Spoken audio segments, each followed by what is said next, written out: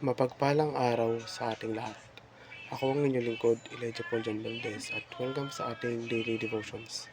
Ang ating verse for today nasa Isaiah chapter 9, verse 6 to 7. Sinasabi dito na, sapagkat isinilang ang isang sanggol na lalaki para sa atin, ibibigay sa kanya ang pamamahala at siya ay tatawaging kahangahangang tagapayo, makapangyarihang Diyos, walang hanggang Ama, prinsipe ng kapayapaan. Magiging malawak ang kanyang kapangyarihan at walang katapusang kapayapaan ang ipagkakaloob sa trono ni David at sa kanyang kaharian. Itatatag niya ito at pamamahalaan na may karunungan at katuwiran mula ngayon at magpakailanman. Isasagawa ito na Yahweh na makapangyarihan sa lahat. Ang pamahalaan ng kaharian ay itatatag ng hari at pinamamahalaan ng kanyang mga batas, tuntunin, regulasyon at otoridad. At ang mga iyon ay itinakda sa bagong tipan. Yaong mga pinamamahalaan ng kanyang mga batas, tuntunin o kahit ano pa mang regulasyon at otoridad ay ang mga miyembro ng simbahan.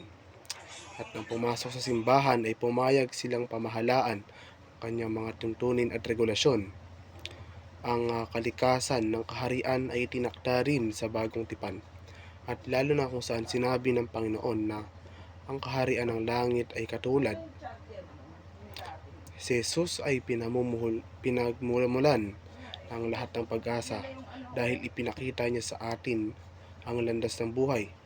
Sa kanyang presensya ay puno ng kagalakan at sa kanyang kanang kamay ay may kasiyahan magpakailanman.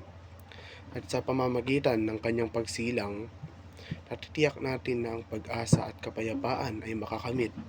At sa pamamagitan lamang niya, matutuklasan natin ang tunay na kahulugan ng buhay, katatagan sa harap ng mga hamon, at mapayapang paglutas sa mga pagsubok at paghihirap ng mundong ito. At ang positibong pag-iisip ay hindi nangangahulugan na binaliwala mo ang hindi gaano kaaya-ayang mga sitwasyon sa buhay. Ang positibong pag-iisip ay nangangahulugan lamang na nilapitan mo ang hindi kasiya-siya sa isang mas positibo at produktibong paraan.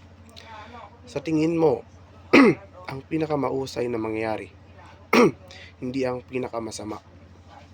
Ang positibong pag-iisip din ay madalas na nagsisimula sa pag-uusap sa sarili. Ang pag-uusap sa sarili ay ang walang katapusang daloy ng mga hindi sinasabing kaisipan na tumakbo sa iyong ulo. Ang mga otomatikong pag-iisip na ito ay maaaring maging positibo o negatibo. Ang ilan sa iyong pakikipag-usap sa sarili ay nagmumula sa lohika at katwiran. Ang iba pang pag-uusap sa sarili ay maaaring magmula sa mga maling kuro-kuro na iyong nilikha dahil sa kakulangan ng impormasyon o mga inaasahan dahil sa paunang ideya kung ano ang maaaring mangyari. Ang Diyos ay hindi kailanman magbabago. Ang ating malaking pag-asa sa panalangin sa makatuwid ay hindi upang baguhin kung ano ang binalak ng Diyos, ngunit upang maisakatuparan ang kung ano ang binalak ng Diyos. Hindi tayo nagsisikap na baguhin ang puso ng Diyos, ngunit ilalabas ang kanyang puso sa ating mga kalagayan. Kapag nanalangin tayo, hindi natin binabago ang isip ng Diyos na para bang mali ang kanyang pinili. Isinasagawa natin ang walang hanggang karunungan ng Diyos.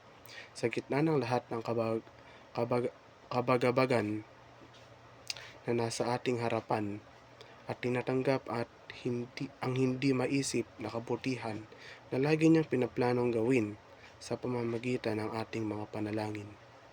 Muli, ako ang inyong lingkod, Elijah Paul John Valdez, at dito na nagtatapos ang aking daily devotions.